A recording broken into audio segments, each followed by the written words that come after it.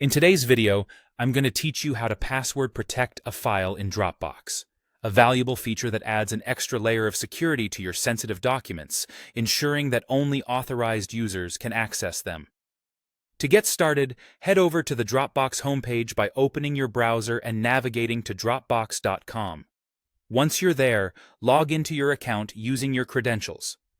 If you're already logged in, you should see your Dropbox homepage, which is a familiar interface with all your files and folders neatly arranged.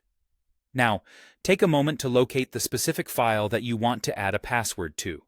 The easiest way to find your file is by using the search bar at the top or by browsing through your folders manually. Once you've identified the file, look for the three dots icon associated with it, which usually signifies more options. Click on this icon to bring up additional actions you can perform on your file. Next, you'll want to click on Manage Permissions.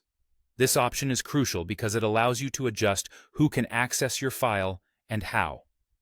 When you click on that, you'll notice a section labeled Links. Click on it as well. This area focuses on settings regarding shared links for your file, which includes adding a password.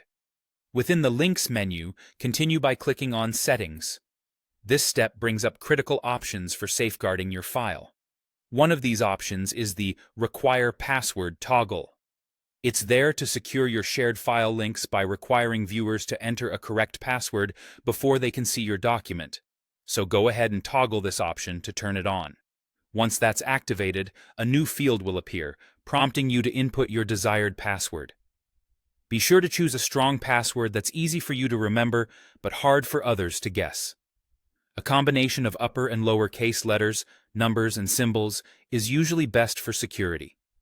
Enter your chosen password carefully, ensuring there are no typos. Finally, seal the deal by clicking on Save. This action applies your changes, and your file is now password protected.